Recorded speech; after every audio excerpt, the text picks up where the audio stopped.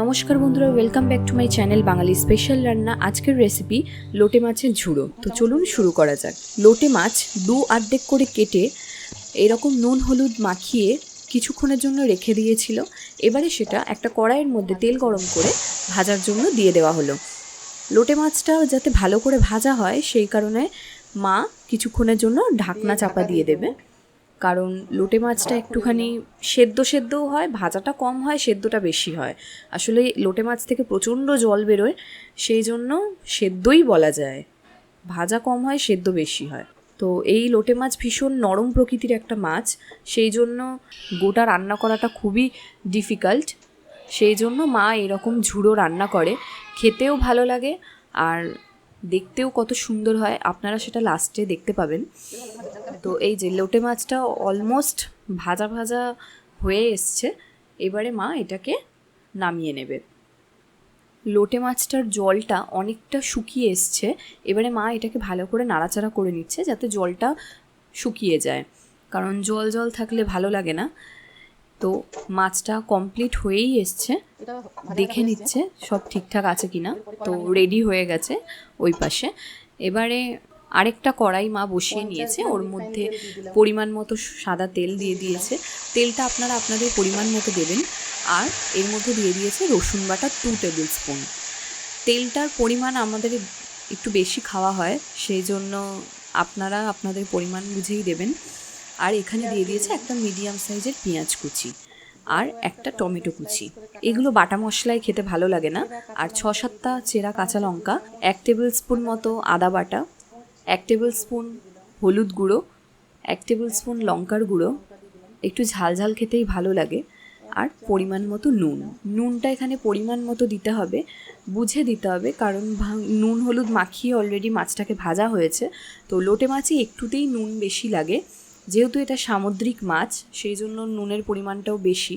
তো আপনারা এটা খুবই বুঝে দেবেন। এখানে মা ভালো করে মশলাটা কষিয়ে নিচ্ছে। এই মশলাগুলো একটু গোটা গোটা থাকলেই ভালো লাগে, পুরোপুরি পেস্ট মশলার করে দিলে না খেতে ভালো লাগে না সেরকম। আপনারা এই লোটে মাছের রেসিপি অনেকে অনেক রকমভাবে করেন, আমাদের বাড়িতে যেভাবে মা রান্না করে সেইভাবেই আপনাদেরকে দেখানোর চেষ্টা করেছি। এইবারে মশলা থেকে তেলটা ছাড়তে শুরু করে দিয়েছে। এবারে ভেজে রাখা যে লোটে মাছগুলো ছিল সেটা মা আস্তে আস্তে দিয়ে দিচ্ছে।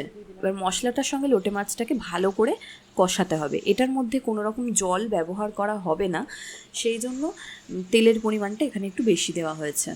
আর লোটে মাছের ঝুড়োতে না একটু তেল বেশি না হলে খেতে ভালো লাগে না।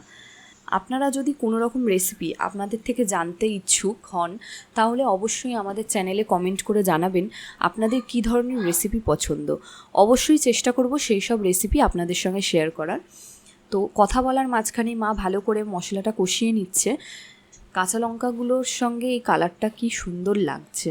ছোট কড়াইতে একটু অসুবিধাই হচ্ছিল প্রথমের দিকে, তো এখন আস্তে আস্তে ঠিক হয়ে গেছে।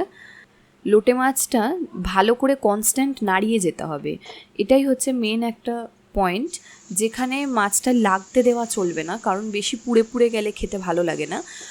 আর লোটে মাছটা না এই কড়াইয়ের মধ্যে খুব লেগে যায়, মাছগুলো খুব নরম হয় তো লেগে যায় খুব বেশি, সেই জন্য কনস্ট্যান্ট আপনারা বুঝতে পারবেন কি না জানি না, কিন্তু দেখবেন সমানে কড়াইতে লেগে যাচ্ছে আর মা কনস্ট্যান্ট খুন্তি দিয়ে ওটাকে তুলছে, খুব লেগে যায়। এটা ভীষণ একটা মানে বাজে দিক যাকে বলা যায়।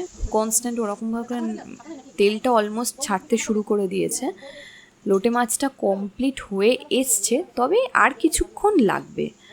আর একটুখানি মা গ্যাসের ফ্লেমটা লো করে কিছুক্ষণের জন্য রেখেছিল।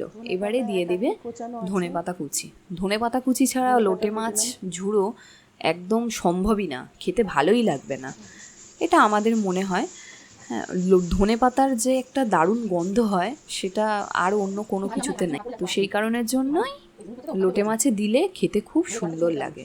আমাদের ভিডিও যদি আপনাদের ভালো লেগে থাকে তাহলে অবশ্যই আমাদের চ্যানেলটিকে সাবস্ক্রাইব করবেন, লাইক করবেন, শেয়ার করবেন আর প্রচুর প্রচুর কমেন্ট করবেন, তবেই বুঝতে পারবো আপনারা আমাদের রান্না দেখছেন।